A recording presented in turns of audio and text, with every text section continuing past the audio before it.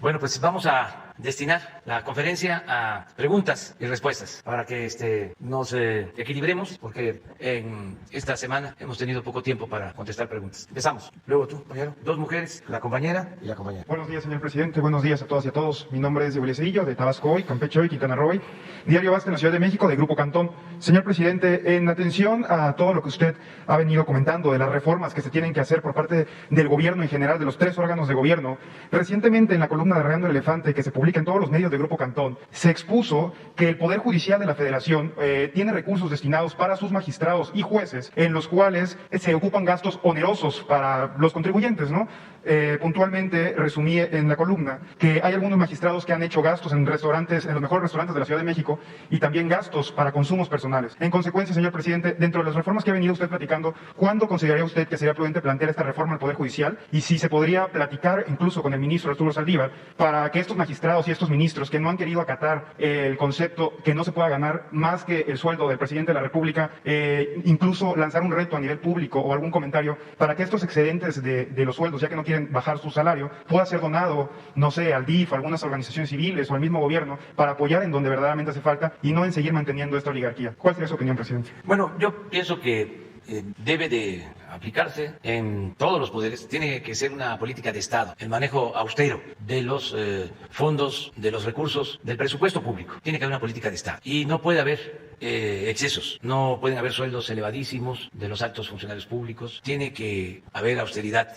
Ya se tiene una ley de austeridad, ya se hizo una reforma a la Constitución con ese propósito. Sin embargo, se han amparado algunos funcionarios. Ojalá y esto cambie, que no se tenga que volver a presentar otra iniciativa de reforma constitucional y que pues cada poder haga su aportación, que se asuma como una política para el desarrollo del país, para el bienestar del pueblo, la política de austeridad, porque esto permite liberar fondos a las necesidades más apremiantes que se tienen. No puede haber gobierno rico con pueblo pobre. Entonces, no puede ser que se gane tanto, que un funcionario gane 300, 400 mil pesos mensuales, que tenga prestaciones de todo tipo, que pueda ir a restaurantes finos y con cargo al erario, a costillas del erario. Eso no, eso era de la época de la política faraónica, ahora no. Entonces vamos a esperar que el Poder Judicial en este caso defina su política administrativa y se tome en cuenta tanto el combate a la corrupción como la necesidad de que haya un manejo austero de los recursos del presupuesto. Creo que el Consejo de la Judicatura puede llevar a cabo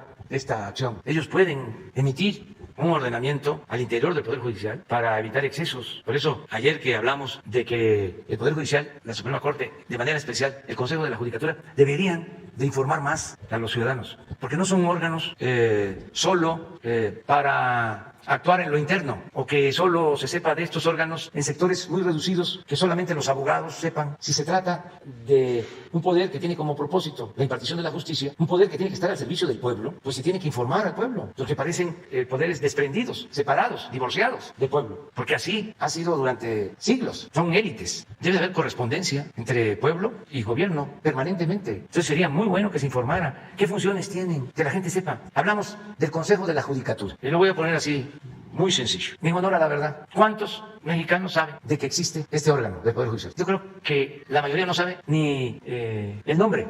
Consejo de la Judicatura. ¿Sabrá la gente? No, es mucho que lo sepa el 10% de los mexicanos. Es mucho. Ahora, ¿qué funciones tiene? Menos. ¿En qué ayuda? ¿En qué beneficia? ¿Por qué no abrir todas estas instituciones para que el pueblo sepa que existen, que tienen una función y que están constituidas para servir al pueblo, que es el soberano, que es el que manda en una democracia? Entonces, sí sería conveniente que se informara sobre este asunto. Y vamos a esperarnos. Hay integrantes del Poder Judicial honorables, como en todas las instituciones. Hay gente honesta, íntegra, recta, tanto en el Consejo de la Judicatura como en todo el Poder Judicial. Jueces, magistrados, ministros, honestos, rectos, íntegros. Tampoco se puede generalizar, pero ellos tienen que salir para renovar al Poder Judicial, porque no tienen buena fama. O sea, en el pueblo no tienen aceptación, o plena aceptación, o mediana aceptación. En las encuestas ya lo hemos visto. Cuando se le pregunta a la gente sobre los jueces, están pero muy abajo, en credibilidad, en confianza. Entonces, no hay que ensimismarse. No es decir, yo pertenezco al Poder Judicial, soy autónomo, no pasa nada, me regodeo, me mantengo en la autocomplacencia. Estoy como el castillo de la pureza, o aislado completamente. Son mis asuntos. Esto no lo entiende el pueblo. Esto es un asunto de jurisconsultos, de eminencias, de una élite. Pues no, es un asunto que tiene que ver con el pueblo, que tiene que ver con la justicia, básicamente. Pero, en fin. Presidente, y ahora en su reciente gira en el estado de Guerrero, usted había comentado el cambio o el cambio que se tiene previsto para la Secretaría de Salud, que se mude para el estado de Guerrero, a manera de impulsar el turismo, el desarrollo de todas las entidades federativas del país. Bajo esta premisa, presidente, y siendo uno de los compromisos que usted empleó al principio de su gobierno, ¿cuándo se tendría planeado la descentralización de las diferentes secretarías de Estado, de los diferentes órganos de gobierno para diferentes puntos del país? Y si lo ha platicado en algún momento con los miembros de su gabinete, ¿y cuál es el sentir de esto? Porque se tenía entendido que algunos secretarios o secretarias se mostraban un poco renuentes ante este tipo de cambios, ¿no? Un ejemplo podría ser el trasladar la Secretaría de Turismo de estar en Mazarik, o la avenida más lujosa de todo México, a mudarla al sureste del país. Entonces, ¿cuál es el proyecto que se tiene para esta iniciativa que usted haya propuesto, presidente? Gracias. Pues es un compromiso pendiente, no se ha podido cumplir. Yo en el Zócalo, cuando tomé posesión, el día 1 de diciembre del 2018, hice 100 compromisos con el pueblo. He cumplido 98, me faltan 2, y uno es el de la descentralización del gobierno federal, que no hemos podido, sobre todo por la pandemia, que nos llevó a estar aquí para enfrentar el COVID y todo el daño que causa, pero ya vamos a ir avanzando en este propósito. La Secretaría de Energía sí cumplió, ya está en Villahermosa. Segalmex está en Zacatecas, pero son muy pocas.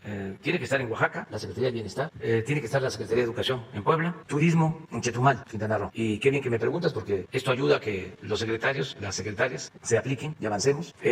Salud va a estar en Guerrero. El pasado fin de semana ya fuimos a ver el edificio donde va a estar, en Acapulco. Estuvo también el doctor Jorge Alcocer, y ya quedamos de que a finales de este año tenemos ya que empezar la mudanza para despachar desde Guerrero en lo relacionado con salud. Falta que Agricultura se traslade a Ciudad Obregón, Sonora, y así otras secretarías. Pemex se tiene que ir a Ciudad del Carmen, Campeche, y es el compromiso de descentralizar por completo al gobierno. Vamos a seguir en esto. En el caso de Guerrero, se cuenta con el apoyo del gobernador actual. Ellos son los que aportan el edificio. Hay espacios para 1.500 servidores públicos en ese edificio de Acapulco, que está subutilizado. Lo están ocupando, creo que en un 20% de su capacidad para el sistema de cámaras de vigilancia, y el resto está vacío, de modo que ya vamos a empezar a llevar a cabo el cambio. Nos va a llevar tiempo, y además tiene que ser de manera voluntaria. En el caso de los trabajadores de base, tiene que ser voluntario. Hay que ayudarlos para que tengan vivienda, que esté garantizada la escuela de sus hijos, y que ellos acepten. En el caso de los servidores públicos de confianza, eso es otro asunto. Ahí sí tenemos que movernos, desde luego buscando también ayudarlos para que tengan facilidades y tengan a dónde vivir. En el caso de los trabajadores de salud que tienen que irse a Guerrero, a Acapulco, pues hay que ver si se tienen departamentos, unidades habitacionales, ver si se puede con el FOBIS, el otorgamiento de créditos, o si no, de un programa especial para ayudarlos con créditos, que puedan tener sus departamentos, sus casas, en fin, hacerlo bien. Y lo mismo, nada por la fuerza, todo por la razón y el derecho. Y es un proceso, pero sí vamos a avanzar en ese sentido. Hola, presidente. Buenos días. Gaspar Vela, de la Octava. Presidente, después de lo que se ha revelado en esta investigación Pegasus Project, después de lo que se presentó aquí ayer en Palacio Nacional de la Unidad de Inteligencia Financiera respecto al uso de este malware Pegasus, ¿usted, presidente, pediría que su antecesor, Enrique Peña Nieto, comparezca ante la Fiscalía General de la República por estos hechos? Mire, yo considero que debe de expresarse la gente, el pueblo, los ciudadanos. Y para eso es la consulta, que se va a llevar a cabo en 15 días, menos, en 20.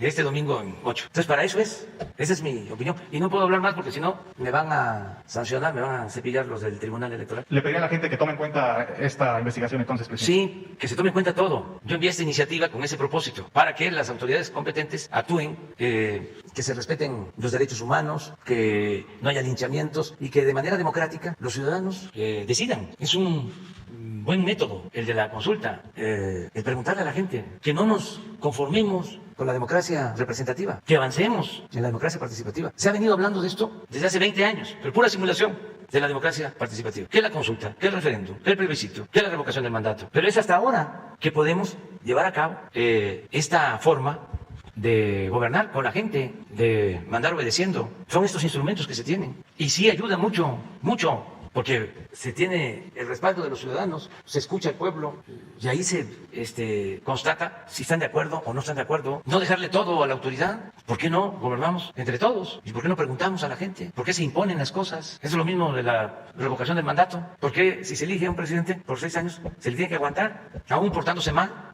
y dañando al país? Se le tiene que soportar y aguantar hasta que termine el periodo.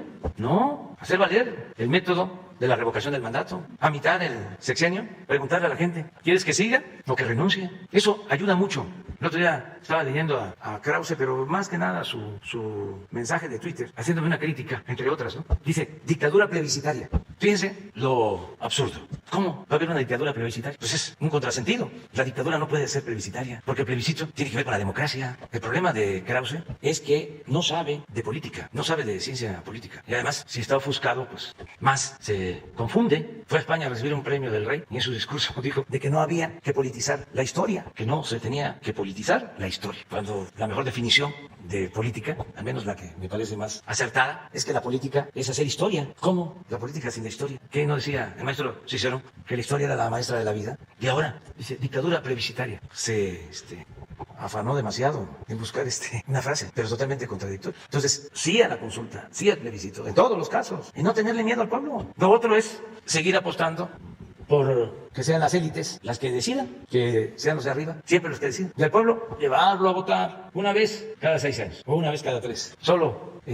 para esos momentos es convidado. No, en los países europeos, en Estados Unidos, la democracia que sirvió para fundar ese país, esa nación, partía de la democracia participativa de los pueblos. Hay que leer a Tocqueville en La democracia en América para entender cómo era en Estados Unidos. Y todavía hay lugares en Estados Unidos donde hasta si se va a cortar un árbol en un parque, se lleva a cabo una consulta con los vecinos. Y en Italia, en cualquier país europeo, constantemente se le está preguntando a la gente. Entonces tenemos que seguir avanzando y no solo pues que sea decisión de las autoridades, ¿no? Que sea decisión de todos y que no haya imposiciones. Presidente, otra pregunta. ¿Cómo va el proceso de extradición del exdirector de la Agencia de Investigación Criminal, Tomás Herón de Lucio? ¿Cómo ha sido la comunicación entre autoridades mexicanas y las de Israel? ¿Y qué, presidente, qué actitud han tenido ellos ante este proceso? No ha habido todavía respuesta y ojalá y el gobierno de Israel actúe con respeto a los derechos humanos, porque se está solicitando la extradición de este funcionario público, entre otras cosas, por hechos de tortura. Entonces, yo espero que el gobierno de Israel actúe de manera consecuente, que se apeguen a una política de respeto a los derechos humanos. Hace poco salió en un artículo del New York Times, como suelen hacer estas notas periodísticas, que atribuyen a una fuente muy informada o del más alto nivel. ¿Cómo es que dicen? Fuente anónima, fuente consultada. Sí, pero tiene un... ¿De alto nivel? De alto nivel. ¿De alto nivel? Que no se puede revelar los nombres. A lo mejor la tenemos por ahí la nota, para ver exactamente qué dice. A mí solo me enteraron. Es en el New York Times. Creo que Relaciones Exteriores debe tener la información. Ahí está. Esto. Qué bien que ya está traducida. ¿De quién es la nota? ¿Qué periódico? Pero oiga, que supuestamente lo están protegiendo en Israel y no quieren autorizar la extradición o el mecanismo para que sea extraditado, porque México votó a favor de la paz y de que no se interviniera en Palestina y que como represalia ellos no van a enviar al señor Cerón. Marcelo Ebrard envió una nota sobre esto al gobierno de Israel y el embajador, tengo entendido, de Israel en México, aclaró de que no era una postura oficial. De todas maneras, sí, es eso. Hubo una aclaración del embajador de Israel. ¿Cómo es? Alto funcionario. ¿Que no quiso qué? Que no quiso revelar su identidad. es eso siempre, ¿no? Pero son notas filtradas, hay que ver si es el gobierno, son agencias del gobierno o es una volada. ¿Cómo se le llama, Miguel Reyes Razo, cuando se inventa algo completamente? ¿Cómo se decía antes? Una volada. ¿Eh? Un borrego. Sí. Ahora es fake news. Presidente, finalmente, ayer vino el dirigente nacional de Morena, Mario Delgado, a Palacio Nacional, preguntarle si se reunió con usted o con algunos otros funcionarios. Sí, platicamos, me vio, platicamos un momento. ¿Sobre qué tema se puede saber, presidente? Pues sí, sobre cómo está la situación en el país, sobre la cuestión política, solo eso. ¿Solo estuvieron los dos o alguien más? Los dos. Gracias. Quedamos en dos, compañera. Buenos días, presidente. Mara Rivera, de Enfoque Noticias. Yo quisiera preguntarle, bueno, hace un momento comentaba que tenía solamente 2 pendientes, o de los compromisos que ha cumplido, le faltó decir cuál sería el otro. El de la búsqueda de los jóvenes de Ayotzinapa, Okay. que hemos avanzado, pero que todavía Y bueno, no hemos podido cumplir. También quiero preguntarles respecto al llamado que ayer hace la iniciativa privada respecto pues a acelerar, a mover las inversiones y particularmente hablan de 1.500 proyectos en infraestructura. Usted había anunciado un tercer paquete que iba a presentarse, no se ha hecho. Se incluyen este número de proyectos que dice la iniciativa privada que están. ¿En cuántos podrían participar ellos, por ejemplo? Y bueno, pues también se hablaba de detonar por lo menos unos 70.000 millones de pesos o dólares, no sé, en estos proyectos. ¿Se nos puede adelantar algo sobre esto? Pues vamos avanzando en todos los proyectos que se tienen con la iniciativa privada. Están trabajando en infraestructura, en el sector energético, en toda la actividad industrial, en plantas automotrices, en autopartes, y está creciendo mucho la inversión, tanto nacional como extranjera. ¿Qué anunciaría entonces este tercer? Hay un nuevo paquete de inversión que se va a dar a conocer pronto. Se está buscando el acuerdo de los proyectos para darlos a conocer. Proyectos que tienen que ver con el sector energético, que tienen que ver con comunicaciones y con otras actividades económicas. ¿Eso estaría por determinarse con la reunión que ellos prevén a partir de agosto tener con el nuevo secretario de Hacienda? Sí, vamos a seguirnos reuniendo. Va muy bien la economía en el país, lo estamos recuperando. Ayer lo que era Bancomer hace un pronóstico de crecimiento para este año de más de 6%. Tenía un estimado de 4.5% y están ya considerando que vamos a crecer alrededor del 6% este año. Y hay datos muy buenos, por ejemplo, en recuperación de empleos perdidos por la pandemia. Ya vamos a estar muy cerca de volver a la situación de antes de la pandemia en cuanto a número de trabajadores inscritos en el Seguro Social. A ver, ¿por qué no pones cómo vamos en este mes sobre recuperación de empleos, los que se han creado en este mes? Ya debemos de estar como a 200.000 empleos para llegar a los cerca de 20.500.000 o alrededor de 20.500.000 empleos que teníamos. Perdimos como 1.500.000 con la pandemia y hemos ido recuperando y ya nos deben de faltar como 200.000 del 1.500.000 que perdimos de recuperar. Entonces ya pronto vamos a estar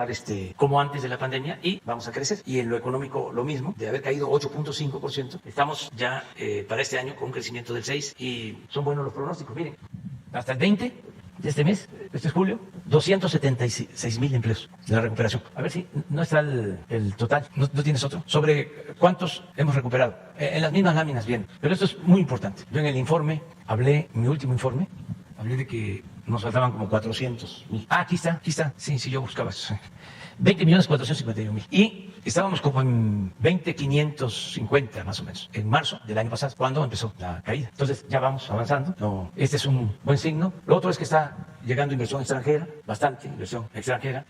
Mantenemos estabilidad en la inflación, aun cuando sí ha habido un aumento, porque ha habido también crecimiento de la inflación en Estados Unidos y siempre nos afecta, así como hay cosas que nos benefician, que pasan en Estados Unidos, hay cuestiones que nos afectan. El caso de la inflación. En cuanto al peso, sigue sin devaluarse. Desde que estamos en el gobierno no ha habido devaluación, a pesar de la pandemia. Bueno, llegamos a estar en la pandemia a 25 pesos por dólar y ahora estamos a 20 pesos con 15 por dólar. Entonces, esto no se había visto en otros gobiernos. Esto es inédito. En los últimos tiempos, pues. La preocupación también de los analistas del mismo sector empresarial es que se trata de un rebote al final y al cabo después de una caída del 8%. Dicen, puede irnos incluso hasta más del 6% este año. El próximo es donde preocupa porque hablan de una tasa alrededor del 2%, que incluso no podría, o menor, que no podría crecer más, porque no se está actuando aceleradamente o de manera más que de más certidumbre. No, pues se está actuando muy aceleradamente. Presidente, respecto al empleo que usted también comenta, bueno, pues están por conocerse los resultados de Coneval. Se habla también de que solamente el 24.6 millones de personas están excluidas del mercado laboral y que las que hay se incluso han calificado como el mercado de la precariedad de los trabajos que se están creando, que no son los mejores ni los más óptimos. Sí, esto es economía formal. Hay ese mercado de la informalidad o o trabajadores que se buscan la vida como pueden, que no están inscritos en el Seguro Social, que son trabajadores independientes, pero también en ese sector se ha dado una recuperación. Es más difícil de medir, pero si les va bien a las empresas, si hay creación de empleos en el sector formal, si mejoran los salarios, si se reactiva la economía, si hay crecimiento, se ayuda también al sector informal de la economía. Yo estoy optimista porque nuestros adversarios apostaban a que nos íbamos a desfondar, se quedaron con las ganas. ¿Se acuerdan que decían que la recuperación iba a ser en forma de L, que íbamos a caer y que íbamos a tardar mucho abajo? Y yo dije, no, va a ser una V y les ganamos para bien del pueblo.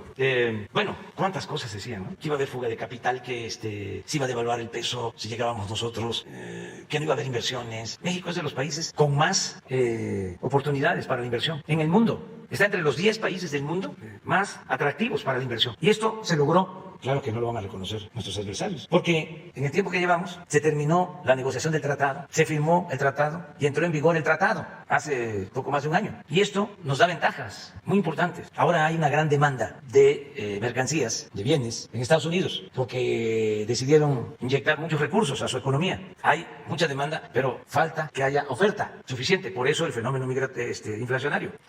A eso lo atribuyo. ¿Qué está pasando en Estados Unidos? Pues tiene dinero la gente, pero si van a comprar un refrigerador, tienen que esperar para que se los entreguen. Si quieren comprar un vehículo nuevo, tienen que esperar. Tienen el dinero, pero no tienen la producción suficiente por la pandemia. Entonces, ¿qué está pasando? Bueno, pues que México tiene pues una gran oportunidad para producir bienes que se consumen en ese mercado. Porque lo otro es que se sigan saturando los puertos del Pacífico de Estados Unidos con mercancía de Asia. Entonces, esas condiciones tan favorables nos llevan a que se va a tener cada vez más inversión, que significa impulso a la industria, a las empresas, empleos, y se nos presenta en una circunstancia muy especial en que necesitamos reactivar nuestra economía. Entonces, nuestra estrategia ha funcionado. Imagínense si no se hubiese logrado el acuerdo del tratado, si me hubiese yo peleado con el presidente Trump, pues no tendríamos las condiciones que hay ahora. ¿Cuándo lo van a reconocer nuestros adversarios? No, pues está muy difícil. Ellos van a seguir diciendo que todo está mal, pero no es así, afortunadamente, por el bien de México, y vamos a seguirnos recuperando en lo económico y procurando que no haya crisis de bienestar social y que haya expectativas para vivir mejor en el país. Por último, ¿qué le reporta la secretaria de Economía, que está precisamente en Estados Unidos, tratando de calmar un poco el nerviosismo de los inversionistas respecto a puntos que consideran no se están cumpliendo precisamente del tratado? ¿Usted es optimista de que pueda limarse estas sorpresas, aclaren los puntos? ¿No hay problema? No. Le estoy explicando de que la situación de México es excepcional, es inmejorable para la inversión. Entonces, es algo que se está dando de manera natural. Ya hicimos el trabajo, el tratado ayudó mucho en ese sentido, y entonces está llegando inversión. Y hay, desde luego, algunos que protestan, pero es una minoría, no es significativo. La mayor parte de las cadenas productivas, México, Estados Unidos, están funcionando y cada vez mejor, porque nosotros producimos muchas cosas que necesita la industria de Estados Unidos. Entonces, está creciendo el número de empresas que se están instalando en México. Bueno, y la mejor forma de medirlo es lo de la creación del empleo, de los que se inscriben en el Seguro Social. Esto que vimos lo podemos desglosar por estado, diario. Entonces, el decir de que hay problemas, que desconfianza de la inversión, es un discurso que tiene que ver más con la politiquería, con los que no están de acuerdo con nosotros, con la oposición, que es válido y es legítimo, pero no tiene que ver con la realidad. No es algo que a mí me preocupe como presidente. Afortunadamente llevamos muy buena relación con el gobierno de Estados Unidos y una muy buena relación económica y comercial. Miren esto. En el mes, un estado, Michoacán, no tiene empleo. Perdió de un mes a otro 175 empleos, nada más. Todos los demás, bien, la Ciudad de México, 46,144 nuevos empleos inscritos al seguro este mes. Pero todos, Estado de México, Nuevo León, Sinaloa, Baja California, aquí están. Y los porcentajes de incremento. Pero esta es una fotografía de ayer. Entonces así estamos y sí estoy tranquilo. Y solamente una duda. ¿Cuál fue la razón por la que la Secretaría de Economía eliminó el decreto que hizo usted o el gobierno hace un año para los cigarros electrónicos? ¿Se pueden ahora ya importar nuevamente? ¿Se puede esto? O sea, ¿usted sabía esto? ¿Cuál es la razón por la que Economía elimina este decreto y ya permite la importación de los cigarros electrónicos? No estoy informado sobre eso. Le voy a preguntar a la Secretaria de Economía, a Tatiana Cloutier, que le tengo mucha confianza. Ellos han de haber resuelto que esto no afectaba o todavía es un proyecto y no está autorizado. Hay que ver, pero me voy a enterar. Muy bien, quedamos en el gobierno. Muy buenos días, señor presidente. Carolina García, de Patria 24/7 y El Charo Político, canales en YouTube.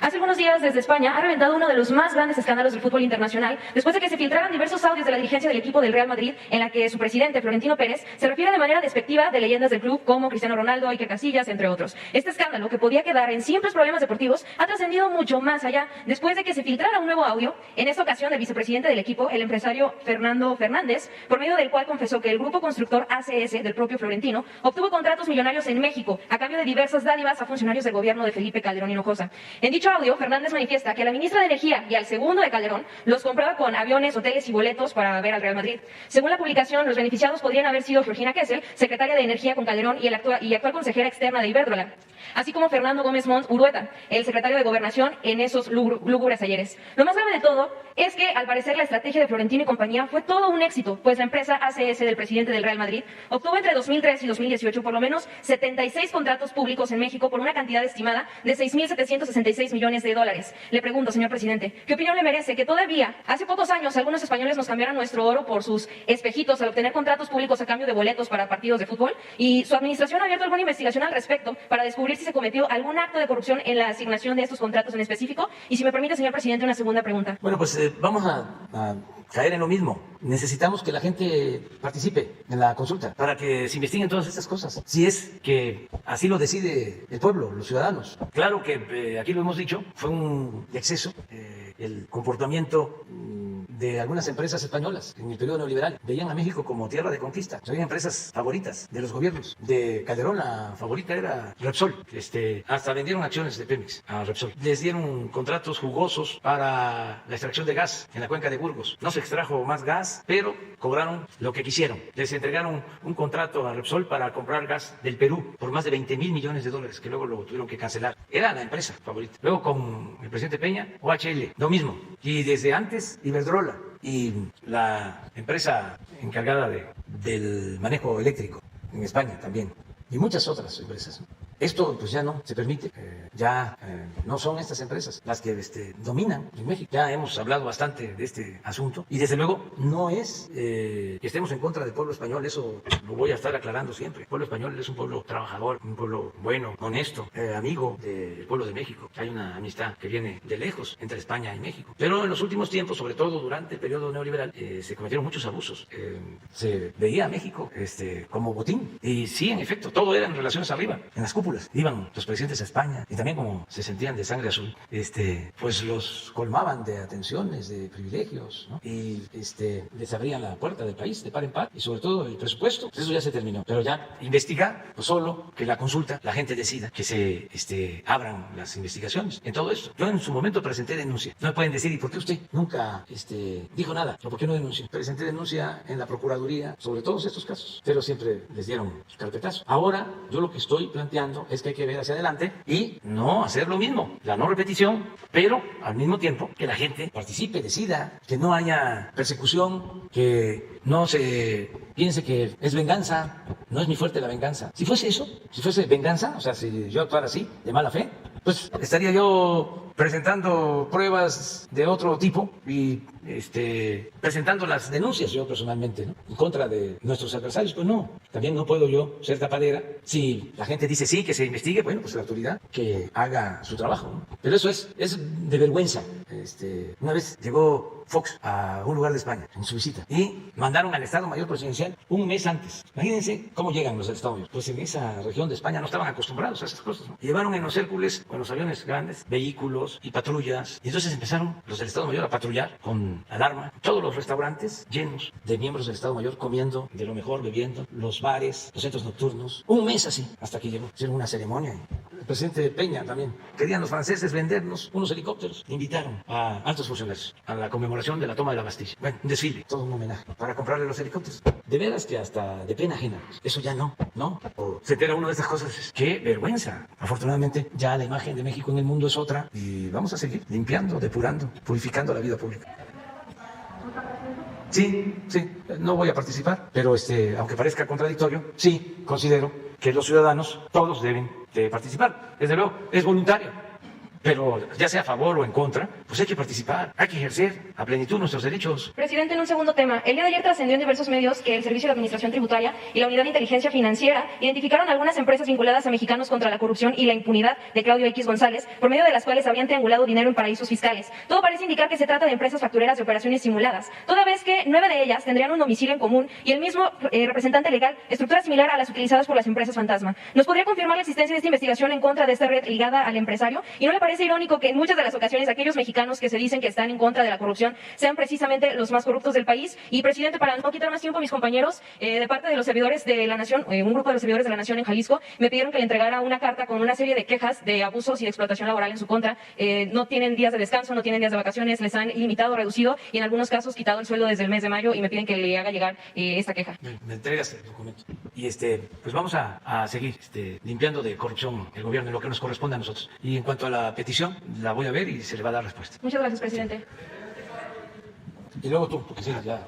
Buenos días, señor presidente. Alberto Marroquín Espinosa, JF Informa desde Cancún, frecuenciacat.com y desde mi portal informativo es ahoraam.com. Presidente, en estas 2 últimas semanas he recorrido varias comunidades alrededor del estado de la ciudad de Querétaro, viendo el tema de outsourcing, y me he topado con algunas empresas que son muy cumplidas, porque he buscado empresas que realmente siempre están muy alineadas a la ley, y me topé también que siempre tienen que contratar un grupo de personas de casi normalmente menos del 10% de toda su plantilla en épocas donde tienen mayor producción, y ahora con la nueva ley que entra en vigencia, no van a poder contratar a esa gran mayoría, sino van a poder contratar a la mitad de la gente, ¿no? Entonces, empecé a recorrer algunas poblaciones y preguntando a la gente cómo lo veía la ley, ¿no? Obviamente mucha gente está feliz porque sí le mejoró la calidad, le va a mejorar la calidad de vida, obviamente, pero es casi el 50% de lo que regularmente las empresas, sobre todo muchas empresas se colocan en comunidades muy, un poco lejanas de las ciudades, ¿no? Entonces ahí como que sí les afectó un poco a una parte de la población, ¿no? ¿Qué se podría hacer al respecto con ese grupo de, pues, a lo mejor de ciudadanos que pues, han vivido de eso regularmente? Sí, se está actuando con mucha prudencia y además entendiendo, ¿no?, cada realidad. Los empresarios nos pidieron, por ejemplo, una prórroga de 1 mes, porque les lleva tiempo el que se ajusten a la nueva circunstancia. Es muy probable que en el Congreso se resuelva el que se dé esta ampliación. Nosotros lo vemos bien, porque sí es para que se puedan preparar, ajustar a la nueva ley, ¿sí?, y que no haya la subcontratación y que ya el trabajador se contrate con sus prestaciones, y que no sea temporal. Yo estoy a favor de que se amplíe, y aprovecho para decirlo, porque está por vencerse el plazo, creo que es a finales del mes, y estaban pidiendo una ampliación. A ver si le preguntamos a Luisa María. Yo estoy de acuerdo con eso, porque estoy constatando que la mayoría de los empresarios está aceptando ajustarse a la nueva legislación. Lo estamos constatando. O sea, ellos están ayudando en esto. Entonces, por eso, lo de la prórroga, para que terminen de hacer todos sus cambios. Y ojalá se busque que no queden trabajadores sin ser inscritos en las empresas. Hay que buscar la forma, hay que buscar el mecanismo. Sí van a quedar sin empleo una gran parte, porque incluso platiqué con esa gente y sí, digo, están un poco decepcionados en ese tema, pero entendemos la intención de la ley, ¿no? O sea, y que sí hay, y que es la otra parte que porque yo entrevisté incluso a los responsables de recursos humanos de algunas empresas muy grandes, y pues ellos también se toparon con eso, que la gente ilusionada les decía que si los iba a contratar, que ya eran personas hasta adultos mayores, y ellos se quedaron así, pues ya no, o sea, ya no se va a poder, tenemos que escoger, y gente que sí ya se va a una plaza prácticamente. Pero van a terminar contratándolos, porque hace falta la fuerza de trabajo. Sí. Estamos creciendo y van a requerir de los trabajadores. Y ya no se puede estar en una situación de informalidad, donde se contrataba al trabajador por 3, por 6 meses, se les despedía sin ningún tipo de prestación. Ahora es distinto. Además, se abusaba ya. Habían empresas que tenían miles de trabajadores, las famosas empresas de outsourcing, en condiciones laborales muy precarias para el trabajador. Ahora el trabajador va a tener mejores sueldos y mejores prestaciones. Ese es el propósito. Sí, de hecho, hay empresas que su línea de producción les exigen ciertas épocas, a lo mejor una mayor demanda de personal que no pueden mantener todo el año. Entonces no puede haber esa flexibilidad un poco, sobre todo en el seguro social. No, es que los tienen que contratar y tienen que establecer sus esquemas de producción tomando en cuenta la importancia del trabajo. Una empresa no es nada más capital, es también trabajo. No puede salir adelante una empresa sin los trabajadores. Entonces, sí hay que darle a los trabajadores su lugar. Es muy vergonzoso de que los salarios en México están por los suelos. O sea, ayer estaba yo viendo un informe que me presentó la Procuraduría del Consumidor, de Protección al Consumidor, acerca del precio de la tortilla, que yo llevo pues mi medición, que es mucho mejor que la que hace, con todo respeto, el Banco de México, de cómo vamos y de otras mediciones, porque desde hace tiempo comparo el salario mínimo con el precio de la tortilla. Entonces, cuando llegamos al gobierno, alcanzaba el salario mínimo para 6 kilos de tortilla. Hace 25 años alcanzaba para 50 kilos de tortilla. Nada más para que tengamos una idea de lo que significó el modelo neoliberal, que todavía hay quienes aplauden. porque a ellos sí les fue muy bien, pero a la mayoría de la gente muy mal. Bueno, hemos aumentado el salario mínimo como nunca en 30, 40 años. Se ha aumentado. Y apenas con el nuevo salario mínimo aumentamos 2 kilos de tortilla, de 6 a 8 kilos. Claro, ya no se viene cayendo, ya está levantando, pero imagínense, en términos reales casi ha aumentado el 50% el salario mínimo. Y eso solo ha significado tener capacidad de compra para 2 kilos más de tortilla. De 6 kilos de tortilla, de un salario mínimo, en el 18 a 8 kilos de tortilla. Así mido cómo vamos. Entonces, el salario perdió muchísimo y todas las prestaciones. Es una vergüenza saber que el salario mínimo en Guatemala, en Honduras, en El Salvador, es más alto que el salario mínimo en México. Entonces, las empresas han estado ayudando, porque esta reforma legal se hizo de común acuerdo con las empresas. Por eso ahora que plantean lo de la prórroga, yo di mi punto de vista de que se tratara en el Congreso y que los legisladores lo analizaran, pero que yo sí creo que debe de darse esta prórroga de un mes. No sé si ya tienen la información. Para septiembre. ¿Primero de septiembre? Es hasta el 1 de septiembre. Para que ese administrador de recursos humanos de esa empresa o de esas empresas, pues le piensen cómo hacerle. Sí. En otra pregunta, señor presidente, hay un movimiento social denominado Abre mi Escuela, que está presionando a las autoridades para que se dé el regreso a clases presenciales en el próximo ciclo escolar. En Quintana Roo, por ejemplo, difundieron un video en donde propietarios de colegios particulares exigen al gobernador Carlos Joaquín el retorno a clases. ¿Qué postura tiene el gobierno federal sobre este tema? Porque si bien es cierto que hay ese tipo de exigencias, también hay muchos padres de familia que están en contra del regreso presencial cuando aún estamos en pandemia y sobre todo ahorita con esta nueva cepa que anda circulando en México. Bueno, pues yo soy partidario de que se regrese a clases, de que a finales de agosto regresemos a clases, porque ya no es posible, no es conveniente que se continúe con las clases a distancia. Necesitamos pensar en los niños, necesitamos pensar en los adolescentes y no solo cuidarlos, que hay que hacerlo para que no se contagien, sino cuidarlos también emocionalmente. Y la escuela es fundamental, es necesario que regresen los niños a la escuela. Es la mejor terapia para todos, desde luego. No es por la fuerza, nada por la fuerza, todo por la razón y el derecho. Pero este es un punto que yo voy a defender. Una vez también lo digo. Yo estoy a favor de que se regrese a clases. Está creciendo, no mucho, pero sí hay contagios. Sin embargo, no hay riesgos mayores para los niños, para los adolescentes. Se puede tener un buen control. No debe de ser ese el pretexto, la excusa. Hay quienes se oponen a todo lo que hacemos y yo también les diría, porque son muy dados algunos a poner de ejemplo lo que pasa en el mundo, de cómo en otras partes, ¿no? Se hacen las cosas bien. Bueno, nuestro país en el mundo es de los que ha cuidado más el que no regresen los niños y los estudiantes a las aulas, a la escuela. En el mundo, casi todos los países tienen abiertas sus escuelas. A ver si mañana vemos cómo está el mundo en cuanto a la educación. Y nosotros somos de los países en que más tiempo hemos mantenido cerrada la educación presencial. Eso no es bueno. Ya no podemos seguir con las escuelas cerradas. Y tenemos que aplicarnos todos. Madres, padres de familia, maestras, maestros, dirigentes sindicales, autoridades municipales, estatales, el gobierno federal. Tiene instrucciones la secretaria de Educación de que se inicie ya el plan. Ya comenzó el plan para que no tengamos ninguna limitación y podamos a finales de agosto abrir las escuelas. Van a salir no sé cuántas cosas. Primero de que, lo de que no hay vacuna para los niños. Hay que contestar eso. No se requiere la vacuna. Lo ideal sería que todos nos vacunáramos, hasta los niños. Pero apenas se está haciendo en el mundo y está demostrado de que los niños tienen mucho menor riesgo si son atendidos. No tenemos tasas de mortalidad por pandemia, por COVID, de alta en niños que hayan perdido la vida, en jóvenes, pero hay que contestar eso primero. Luego, si se tiene control en las escuelas y se da un caso, se aísla mientras se termina de padecer la enfermedad, el contagio, pero que las escuelas continúen. Luego, de que están muy sucias las escuelas y hay algunas vandalizadas, ya estamos echando a andar un programa para limpiarlas, arreglarlas y que estén en buen estado. Es que las escuelas no tienen agua. Pues sí, hay que buscar la forma de que las que no tengan agua, pero esa es una labor de todos. Pero lo básico es la educación. ¿Qué no es la educación? Lo que nos permite desarrollarnos en lo individual, en lo personal. ¿Qué no es la educación?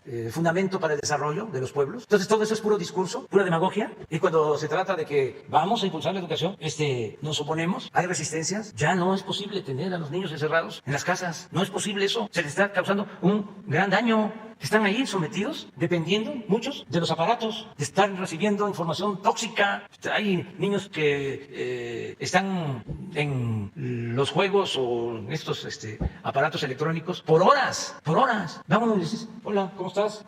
Oye, ya estoy aquí, ya vine. Espérate, hasta le pueden decir a uno una grosería, ¿sí? Porque están compulsivamente. ¿Eso no está bien? No, es una adicción. No, a la escuela ahí, que es la segunda casa, que es el segundo hogar, a la convivencia con otros niños, niñas, a estar con las maestras, con los maestros. Es tan importante la escuela que les puede ir mal en la casa a los niños y en la escuela encuentran protección, ¿sí?, consuelo. Ahí reciben consejos para no sentirse solos, abandonados. La escuela es fundamental. Entonces, vamos a reiniciar las clases. Y si los directivos de las escuelas privadas están pidiendo que se regrese a clases, yo estoy también de acuerdo con ellos. Yo estoy de acuerdo con esto, pero me preocupa no solo el que regresen a clase en las escuelas particulares. Quiero que se regrese a clase en las escuelas públicas, que son la mayoría. Todos tenemos que regresar a clases. Y van a ver quienes no quieren. Miren, hay una universidad o una escuela de una universidad, que no voy a mencionar, que llevan pues todo el tiempo, ¿no?, que llevan las escuelas cerradas. Pues ¿qué creen? Está en huelga y no hay clases y está en huelga. Pues ahí van a seguir, porque ni modo que se use la fuerza. No, pero hay quienes no quieren. Pero a ver, ¿qué no es eso? Una actitud contraria al desarrollo, ¿sí? No, la educación es fundamental para la defensa de los derechos sociales. ¿Quién es el que no quiere que se tenga acceso a la educación o que estén las escuelas cerradas? ¿A quién le conviene la ignorancia? ¿Quién saca provecho de la ignorancia? Ahora sí que de parte de quién esa actitud. Eso no es racional. Necesitamos impulsar la educación. La educación es la que nos va a hacer libres. La educación como práctica de la libertad. Pero vamos a seguir hablando de eso porque aprovecho para decirle a las madres, a los padres de familia, maestras, maestros, directivos de escuelas públicas, de escuelas privadas, vamos a que se vayan creando las condiciones, vamos preparándonos para que a finales de agosto todos a clase. Por cierto, hoy iniciaron los Juegos Olímpicos en Tokio 2020, ganó México 4-1. Gracias, señor presidente. Muy bien. A ver, la compañera de atrás. Buenos días, Beatriz Contreras Castillo, de Revista Polemón. Ya había estado hablando antes de la consulta y bueno, en estos últimos días hemos visto que el INE no la ha promocionado, o si se ha hecho ha sido al mínimo, y hay muchas quejas y críticas de que va a ser un despilfarro, pero pues en realidad ya estamos a muy pocos días de este ejercicio de participación y es muy importante para la ciudadanía, pero muchos que se consideran garantes de la democracia ahora la han estado boicoteando e incluso desde el Instituto Nacional Electoral no se le ha dado una difusión adecuada y muchas personas no están al tanto de la consulta y de la importancia que tiene. ¿Qué opinión le merece esta situación? Pues lo mismo, porque es el mundo al revés, o así sucedía, de que en el discurso se hablaba de democracia, pero en los hechos no se quiere la democracia. Entonces necesitamos seguir impulsando que la gente participe y hay que pensarlo bien y abrir espacios de participación ciudadana. Siempre vean los discursos de los que se auto llamaban demócratas. Vean, ahí van a encontrar de cómo se hablaba desde hace 20 años de la democracia participativa, del plebiscito, del referéndum, de la consulta, de todos estos instrumentos. Pero era pura demagogia. En efecto, no están difundiendo lo de la consulta. No están los consejeros del INE, por ejemplo, en los programas de radio, de televisión. ¿Han estado? Pues incluso apenas el consejero Ciro publicó en su Twitter que la pregunta no iba a ser, bueno, publicó la pregunta y dijo medio mañosamente que no era para enjuiciar a los expresidentes, pero con ánimo más bien de desanimar a las personas a que no voten. Sí, es muy claro eso. Ellos no están de acuerdo, no estuvieron de acuerdo con estas prácticas. Y en otro tema... por ejemplo, Krause ha hablado de la consulta, no. ¿Y Goldenberg? ¿Sí? ¿Y si están llamando a participar? No, en contra. Sí, pero hay que participar. Todos tienen esta oportunidad de participar. Y no importa que haya cuestionamientos. La democracia es también confrontación de ideas, es debate. No importa que no estén de acuerdo algunos o muchos. Uno tiene que defender sus ideales. Entonces hay que seguir promoviendo. A mí me causó pues un poco de daño. Algunos atribuyen que eso precipitó lo de mi infarto. Cuando llamábamos al pueblo para que no se aprobara la reforma energética, porque era la defensa del petróleo. En ese entonces se solicitó al Congreso y luego el Poder Judicial, la Suprema Corte, resolvió que era improcedente llevar a cabo la consulta para preguntarle al pueblo si quería la llamada reforma energética o no. Y declararon en la Suprema Corte que no procedía. Bueno, dijimos, podemos impedir que la impongan. Ya ven que ahora ya se sabe que hasta dinero hubo dinero de por medio. Le dieron dinero a los legisladores para que votaran a favor de esa reforma. El propio exdirector de Pemex lo declaró en la Fiscalía, que habían repartido dinero a los legisladores. Bueno, empezamos a llamar nosotros, ¿no? A decir, vamos a pararla con la movilización del pueblo. Hicimos en ese entonces, creo que unos 6 meses, como 5, si no es que más, actos en el Zócalo, llenábamos el Zócalo. Pero no era suficiente llenar el Zócalo para poder parar la reforma energética. Se necesitaba pues llenar el Zócalo y las calles y lograr una manifestación como la del desafuero o como cuando el fraude de 2006, que se movilizaron, pues algunos dicen cerca de 1 millón de personas. Si lográbamos eso, parábamos la reforma energética. Y convocamos a todos Y la última manifestación, pues el Zócalo lleno, pero no alcanzó. A los 3 días de la última manifestación, infarto. Pero bueno, la ciencia, y aquí estoy. Y ahora pues estamos llevando a cabo los cambios, ¿no? Porque seguimos adelante. Cuando se empieza a luchar por algo, sí, puede ser que no tenga uno un triunfo, no es fácil, se requieren muchas fatigas. Miren el libro autobiográfico de Mandela, El largo camino hacia la libertad. ¿Cuánto luchó? 27 años en la cárcel y salió a gobernar a Sudáfrica. O sea, lleva muchas fatigas esta lucha, pero no es en vano, nunca es en vano. Esto para los que están participando en la organización de las consultas. Y hay que tenerle fe al pueblo, nunca perder la fe en el pueblo, en la causa que se defiende. Entonces siempre van a haber obstáculos y van a haber opositores, pero no por eso hay que claudicar. Yo recuerdo que cuando nos hicieron el fraude del 2006 y el 12, muchos mujeres y hombres de poca fe se desanimaron, se deprimieron, sobre todo sectores de clase media, demócratas y humanistas, pero no acostumbrados a luchar mucho, más dedicados al pensamiento, a teorizar, a la reflexión. ¿Saben quién nunca se deprimió? El pueblo, los pobres. Eso no, eso siguieron adelante, porque así es la lucha. Lleva tiempo, se va hacia un ideal, hacia una utopía, se puede uno caer, pero hay que levantarse y seguir caminando, y se vuelve uno a caer, y hay que volverse a levantar hasta triunfar. Entonces, son procesos. Lo más importante es cambiar la mentalidad del pueblo. Y es también difícil, pero es lo más importante. Entonces, todo lo que se hace es enseñanza, sobre todo pensando en los jóvenes, en las nuevas generaciones. Estamos hablando de este bombardeo que hay de los medios electrónicos, todas las deformaciones que se transmiten, todo lo tóxico, todo el individualismo, el egoísmo, la violencia que están recibiendo. Bueno, pues tiene que haber una opción, un modelo alternativo. ¿Qué se le ofrece a los jóvenes frente a esa inmunda realidad? Entonces, hay muchas cosas. El que salgan, que participen y que se informen. Afortunadamente, hay muchos jóvenes que están en eso. No todos están sometidos y los padres tenemos pues una muy buena tarea. Hay que dedicarle tiempo a los hijos, a formarlos, a educarlos. Los hijos se les quiere mucho y si se dedica tiempo a formarlos bien, con ideales, con principios, con valores, cuando son grandes van a ser gentes de bien y nos va a generar mucha satisfacción. O sea, vale la pena dedicar tiempo, ¿sí?, a la formación de los hijos. Vale muchísimo la pena. O sea, es prevenir malos momentos hacia el futuro. Gracias, presidente. Hay que seguir adelante. También ha habido una profunda crítica de que supuestamente en su gobierno no hay libertad de expresión y, por ejemplo, ayer el periodista López Dóriga hizo una crítica profundamente machista a la vestimenta de la secretaria de Economía, Tatiana Cloutier. Entonces, también salieron a decir muchas otras personas que supuestamente han abanderado la causa del feminismo, que su vestimenta estaba mal para el evento y otras reacciones muy clasistas y machistas. ¿Usted qué opina de este tipo de periodismo o de estas personas que, teniendo una gran audiencia y responsabilidad en los medios, viertan estas críticas? Bueno, yo creo que vamos avanzando con todo el cuestionamiento, el debate, porque ayer mismo, no sé si sea cierto, pero ofreció disculpa López Dóriga, y eso es muy bueno, eso habla bien de él, y de todos, porque todos podemos cometer errores, no somos infalibles. Entonces, qué bien que él actúa de esa forma, ¿no? Y se acepta de que se cometió un error como los cometemos todos. Entonces, qué bien por ahí. Ya nos vamos. Mañana. Quedas pendiente. De una vez, vamos. Es que ya lleva mucho tiempo. Gracias, presidente. Ay, perdón. Ya me acabé tiempo. Presidente, gracias, buenos días. Fíjese que me contactaron un grupo de mujeres que son madres, jefas de familia, que son estudiantes, que aparte mantienen un promedio bueno en sus estudios de licenciatura, para comunicarnos que sus becas de CONACYT no han sido pagadas desde hace 7 meses atrás.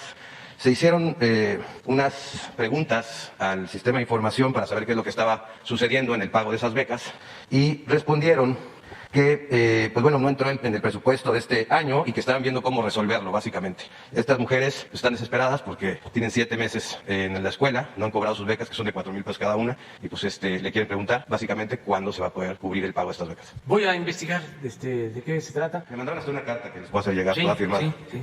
Yo quiero decirle a todos los becarios de la SEP y de CONACYT de que vamos a simplificar todo lo que es el pago de las becas. Para investigadores, para creadores, les vamos a dar su tarjeta a cada uno y que no tengan que hacer ningún trámite, porque ya son adultos mayores, es gente responsable.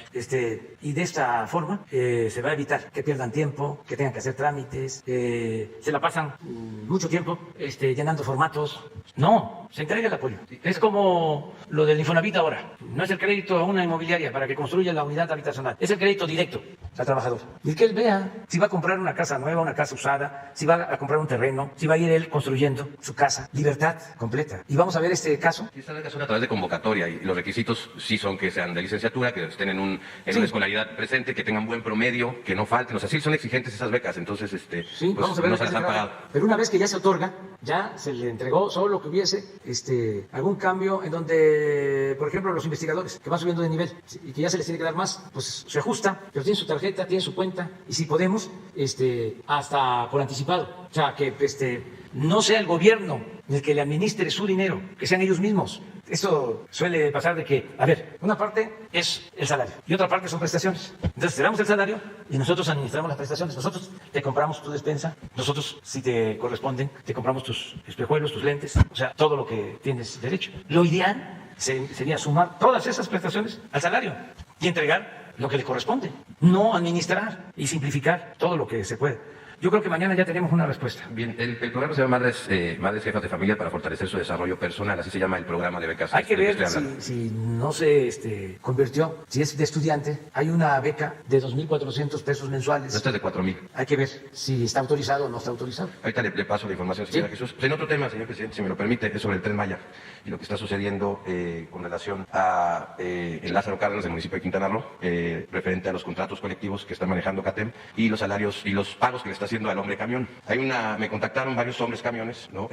Los que trabajan, los verdaderos choferes, los que están día a día sudando la camiseta, para decirme que las tarifas que le está pagando CATEM son muy lejanas a lo que debería de ser. Como el contrato colectivo aparte está en oscurito, digamos de esta manera, pues no se sabe exactamente cuánto le está pagando la empresa ICA a CATEM. Hay una filtración por ahí de otro contrato en Yucatán, que sucedió algo muy similar, en donde pues, las tarifas que le están pagando al sindicato son mucho más altas de las que estos les ofrecen a los trabajadores. ¿Qué es lo que está pasando? Que les están incluso pues, amenazando con que van a ir otros de otro estado, que ya pasó Yucatán, y a las personas que fueron a otro estado, de otro estado a trabajar, pues no les pagaron. Entonces, además le están diciendo que el sindicato, pues es el nuevo sindicalismo de México, ¿no? Y dicen que aparte del sindicato, en una estrategia, yo imagino, comercial, el sindicato es de usted. Entonces, que el sindicato es de usted, ¿no? Entonces, la pregunta viene en ese sentido, preguntarle si el sindicato CATEM tiene algo que ver usted con él, y saber si estos trabajadores, ¿no? Tienen la oportunidad de, pues, ver mejores ofertas de trabajo, sin que sean otra cosa. Es importante lo que tengo que decir. En una ocasión que fue a inaugurar usted el tramo del 3 de kilómetro 134 y 135, pues la empresa ICA y el sindicato habían quedado de entregar el primer kilómetro listo para que usted fuera para allá. Resulta que no lo terminaron y la mitad lo terminaron y la otra mitad la pintaron de negro con unción. Entonces, unción hidráulica se llama. Tengo aquí la fotografía donde se ve claramente la mitad terminada y la otra mitad no terminada para dar la fachada en su visita que estaba terminada y habían cumplido. A este tramo lo bautizaron como el tramo del engaño y al parecer está sucediendo en este pedazo, en estos tramos 3 y 4 del Tren Maya, está sucediendo mucho con sindicalismo nuevo y al parecer usted le dicen que hay 15 kilómetros y no hay 15 kilómetros, hay 7 y al parecer hay alguien de la ST que está también coludido con ellos para traguar estas simulaciones de entrega, ¿no? Y bueno, pues esta fotografía me la pasó incluso alguien que estuvo pintando el tramo, que no puedo decir por seguridad de él, porque usted sabe el peligro que puede correr, ¿no? Que estuvo pintando y poniendo la unción hidráulica antes de que usted llegara y pues bueno, pues no pasa así en Campeche, por ejemplo, en donde el contrato colectivo no se lo dieron a este sindicato y al parecer los acuerdos están fluyendo bien y lo preocupante es que esta situación de trabajador, sindicato, que está sufriendo estas cosas, pues pueda atrasar el proyecto, que sería una de las cosas como consecuencia, y pues bueno, lógicamente dejar sin los recursos adecuados a los trabajadores que sí están haciendo la chamba en estas obras. Su opinión, presidente, y si tiene algo que ver con el sindicato usted. Sí, mi opinión es de que se debe de transparentar, que ICA y la empresa, el sindicato, CATEM, den a conocer las condiciones en que se llevó a cabo el contrato y que todos los camioneros lo sepan. Lo cierto es de que hay mucho trabajo para todos los que tienen camiones de volteo en esa región, en todo el sureste. No alcanzan los camiones. Y hay que ver nada más lo de la tarifa, como tú lo planteas, pero eso es un asunto de las empresas y del sindicato. Y desde luego, pues yo no tengo sindicatos, o sea, ya ves que me echan la culpa de todo, hasta si se hacen algunas cosas, me echan la culpa a mí, ¿no? Pero no, además, ¿a qué horas diría mi paisano? O sea, estoy entregado de tiempo completo, de cuerpo y alma, a servir al pueblo. Entonces no estoy para eso. Siempre he dicho que no me importa el dinero. Sostengo, para no ofender a nadie, y además es mi convicción, lo digo de manera sincera, que no todo el que tiene es malvado y que el que hace dinero de conformidad con la ley, con su trabajo, merece respeto. Pero en mi filosofía de vida, el dinero no me importa, solo para mis necesidades básicas. No tengo recursos, se extrañan, pero pueden revisar y además a mí me tenían pues muy fildeado durante todo el tiempo que fui oposición, desde hace más de 40 años que me investigan. Entonces, nunca he tenido cuenta de cheque, tarjeta de crédito, mis ingresos me los administra mi esposa, ella me da para lo que necesito, para lo indispensable. No es mi objetivo, mi propósito, acumular dinero. Tengo otra concepción. Creo que se puede ser feliz sin dinero, sin bienes materiales. Ser feliz es estar bien con uno mismo, estar bien con nuestra conciencia, estar bien con el prójimo. Entonces, no es eso. por lo que lucho. Y respeto mucho a la persona que con esfuerzo, trabajo, llegan a tener un patrimonio, y reitero, no todo el que tiene es malvado. En ese caso no. No me dejo tampoco engañar. Está muy difícil que me jueguen el dedo en la boca, que me den a tole con el dedo. Es muy difícil. Puede ser que me pasen un extra y hasta me pueden ponchar, pero estoy bateando arriba de 300. Solamente una cosa más. No, nada más decir esto, Okay. de lo de la simulación. Sí. O sea, yo estoy supervisando las obras y me estoy dando cuenta de todo, de cómo va el avance. Acabo de estar hace 15 días sobrevolando todos los tramos del Tren Maya. Y para la construcción del tren, lo primero que se requiere es hacer un terraplén. Pensé que tiene que tener altura y tiene que haber obras de drenaje. Entonces, pues el terraplén se advierte desde el helicóptero, desde luego abajo, pero también va uno sobrevolando y voy viendo el terraplén. Y no solo voy yo, va el responsable de la empresa, van los ingenieros militares, todos. Ahí vamos. ¿Y van atrasados? ¿Eh? ¿Y van atrasados? No, va de acuerdo al programa. Vamos a terminar a finales del 23. A finales del 23 van a estar ya operando los tramos, y va a estar operando el tren, y va a estar también operando el aeropuerto de Tulum. O sea, ¿por qué el 23? Porque tenemos que empezar la operación y ya yo en septiembre termino. Quiero dejar funcionando todo el sistema. Y se está avanzando bien. Y estamos liberando todos los tramos, son 7 grandes tramos, para no pararnos y poder concluir. No se puede quedar la obra inconclusa. Y es pues enfrentar todo tipo de obstáculos, porque nuestros adversarios presentan amparos. Afortunadamente la gente quiere el Tren Maya, entonces la mayoría nos está apoyando y esto ayuda mucho. Además genera muchos beneficios. Ustedes ven Campeche en empleo, ven Yucatán, ven Quintana Roo, Chiapas, Tabasco, como nunca. Se están creando empleos, porque hay trabajo para la gente. Deben de estar ahora trabajando 40,000, 50,000 trabajadores. Esto que estamos hablando de los camiones de volteo no alcanzan. Vamos a tener acuerdos ahora a los dueños de los camiones, que tienen su camión, que vive de eso, Sí. al hombre camión, Sí. se les va a dar créditos. Lo que ellos me decían de eso es que ellos no necesitan un camión nuevo, que ellos tienen su unidad muy bien mantenida y saben hasta qué punto su unidad puede trabajar y que lo que necesitan pues es la chamba, pues, ¿no? Sí, O sea, pero eso no les va a faltar. y la tarifa, pagada a precio justo, pues. sí, y la tarifa va a ser a precio justo. Y fíjense que también me comunicaron ellos, de estos hombres camiones que están contratados por CATEM para hacer estas obras, que una de las condiciones que les pone CATEM es que tienen que comprarle la gasolina a ellos. Y que el procedimiento es que va una pipa donde están los camiones y les ponen les llenan en el lugar el combustible, pero pues ellos dicen que el combustible podría ser como de ese Huachicol. de ese chocolate, exactamente. Entonces, pues para que ustedes Sí, tengan la información hay que y verlo, chequen la autoridad hay si que es verlo. procedente esto. Aquí cuando se estaba construyendo el aeropuerto de Texcoco, todo era puro huachicol, lo que usaba. Pero eso ya se terminó. Y también mencionas mucho CATEM, Alex, pero no solo es CATEM, es la CTM, es la CROC. Todas las organizaciones sindicales se portan bien. ¿Sí? ¿De acuerdo? O sea, y vamos a procurar que se porten mejor, y que todo el mundo actúe con honestidad, ¿sí? Y que no se peleen también. Amor y paz. Bueno, ya, ahora sí, nos vemos mañana.